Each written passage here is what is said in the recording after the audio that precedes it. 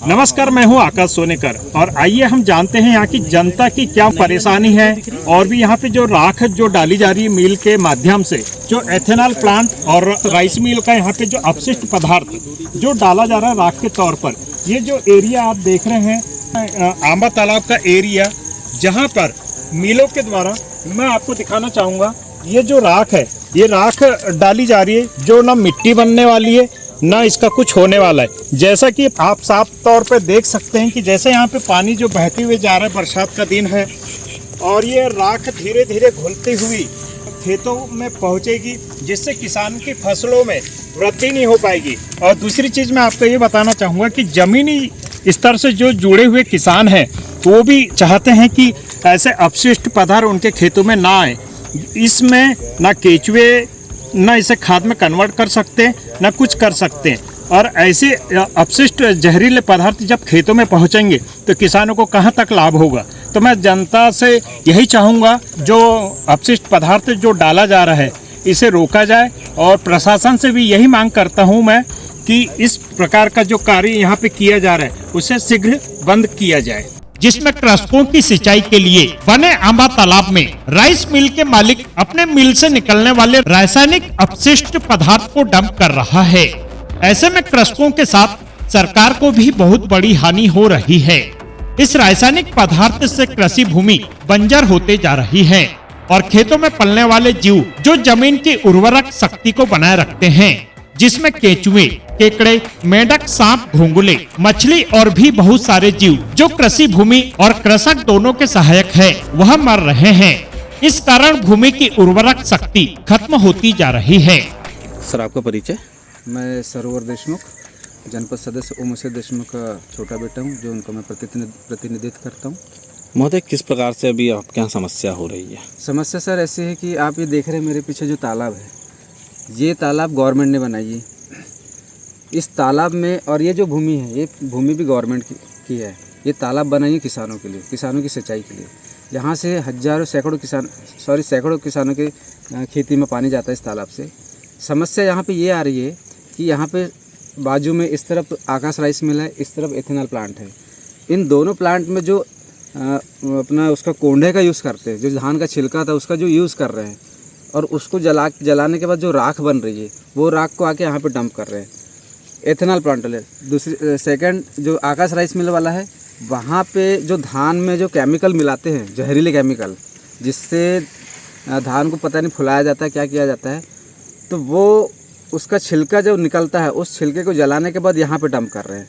तो नुकसान यहाँ पे ये हो रहा है, एक तो कृषकों का नुकसान हो रहा है, गवर्नमेंट का तो चूना लग ही रहा है, क्योंकि गवर्नमेंट ने इतना बड़ा जो काम किया है, यहाँ पे जो लागत लगाई है, साफ साफ दिख ही रहा है कि गवर्नमेंट का कितना बड़ा चूना लग रहा है, क्योंकि यहाँ से राख बह के पूरी डैम में जा रही है और डैम इससे बूझ रहा है।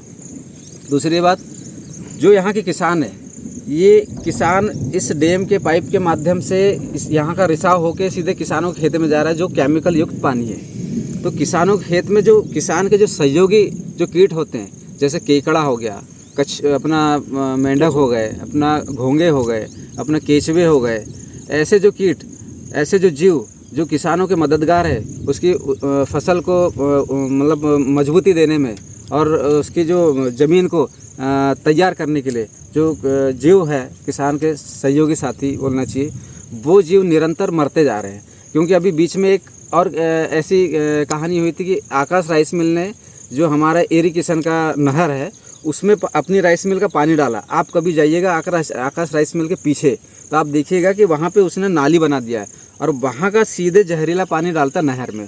तो नहर में लगभग, आप गांव में जाइएगा, आसपास के गांव में पता करिएगा, लगभग 1-1, 1.5 किलो की मछलियाँ मर गई थी। तो आप सोचिए, उतनी बड़ी बड़ी मछलियाँ जब मर रही है तो ये हमारे जो छोटे मोटे जीव, हमारे जो सहायक जीव है, इनका क्या हो रहा होगा।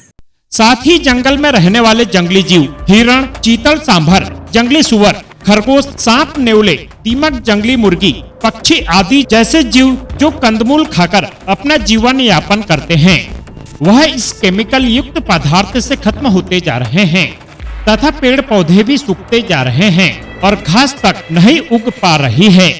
मैं सुखचंद वरकड़े माउटोला का निवासी हूँ। महोदय, किस प्रकार से अभी माउटाला में समस्या बनी हुई है? यहाँ समस्या ये बनी हुई है कि आकाश राइस मिल से जो राख आ रही है, राख का आने से तालाब भी भर रहा है पूरा, और तालाब से जो सिंचाई हो रही है किसान में, तो वो राख पूरी बहते हुए जा रही है पानी के साथ। जैसे क्या समस्या होगी इससे आगे? ये समस्या ये होगी कि पूरा राख जो पानी के साथ में है बहते हुए खेती में जाएगा, तो खेती में जाने से फसल नुकसानी होगी और बदबू आ रही है इससे राख से। जो सड़ा रहे हैं, गला रहे हैं, केमिकल युक्त जो राख है वहाँ से जल के आ रही है और वो यहाँ पे जंगल में फेंक रहे हैं।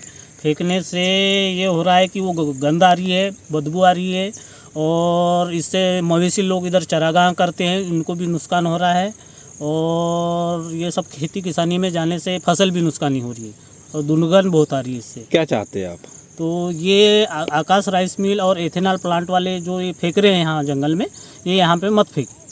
ये जो मिल और एथेनॉल का जो काली राख यहाँ पर डाली गई है, ये आने वाले भविष्य और वर्तमान दोनों को खराब कर रही है, जिससे इस राख में जितना जहर है, आज बारिश का मौसम शुरू हो गया है, बारिश के माध्यम से ये पानी जो है राख के माध्यम से खेतों में जाएगा, तालाबों में जाएगा, जहाँ से सारे कीट जो कि किसानों के फसल को उपजाऊ बनाने, मिट्टी को उपजाऊ बनाने के लिए बहुत सहायक है, उन कीटों का मरण, एक प्रकार से उनकी हत्या इन मिल और एथेनॉल वालों के माध्यम से की जा रही है, और इसमें कहीं ना कहीं इनका सहयोग एक किसान की हत्या करने। जी आप देख रहे हैं आपका अपना चैनल इंडिया 50 न्यूज चैनल। स्वास्थ्य, शिक्षा, मनोरंजन, ज्ञान, रुचि, व्यंजन, नितारा एंटरटेनमेंट चैनल को लाइक करें, सब्सक्राइब करें और हमारे चैनल को ज्यादा से ज्यादा शेयर करें। Thank you so much.